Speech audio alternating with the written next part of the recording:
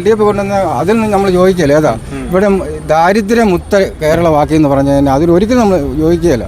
ഇഷ്ടം പോലെ തെരുവുകളിലും പിന്നെ വീടുകളിലും ദാരിദ്ര്യം കൊണ്ട് കിടക്കുന്നവർ എത്രയോ പേരുണ്ട്. ചെളിക്കുള്ളിൽ കിടക്കണ പോലെ ആൾക്കാരുണ്ടെന്നേ, ഇഷ്ടം പോലെ ആരൊന്നും കറക്റ്റായിട്ട് വരുന്നില്ല, തേടി പോകണമില്ല. ഇല്ല. അത് ഞാൻ പറയണത് രണ്ട് അധികാരത്തിലുള്ളവരാണെങ്കിൽ തന്നെ, അത് LDF ആണ്, BJP ആണ്, UDF ആണെങ്കിലും പാവപ്പെട്ടവരൊന്നും പാവപ്പെട്ടവരായിട്ട് കണക്കേറ്റിപ്പിക്കണമില്ല. ഇല്ല ശരിയല്ലേ? പിന്നെ ഒരു സമയമാകുമ്പോൾ പറയച്ചിൽ മാത്രമേ ഉള്ളൂ. അത്രേ വോട്ട് കിട്ടാൻ വേണ്ടി ഞാൻ ഉൾപ്പെടെ പറഞ്ഞു, എല്ലാരും പറഞ്ഞത്.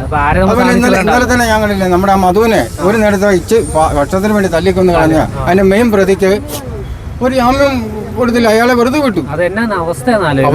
മെയിൻ പ്രതികളെ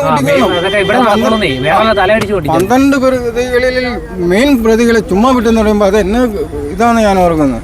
കാരണം അയാളാണ് മെയിൻ പാവം. ഒരു നേരത്തെ ആഹാരത്തിന് വേണ്ടി ഒരു മോഷ്ടിച്ചെന്ന് പറഞ്ഞ അയാളെ കൊന്നു കളഞ്ഞത്. എന്നിട്ട് അവരെ വെറുതെ വിട്ട്, അയാളെ വെറുതെ വിട്ടു. പക്ഷെ അതിൽ UDF കളിച്ച കളിയാന്ന് നമുക്കറിയാം.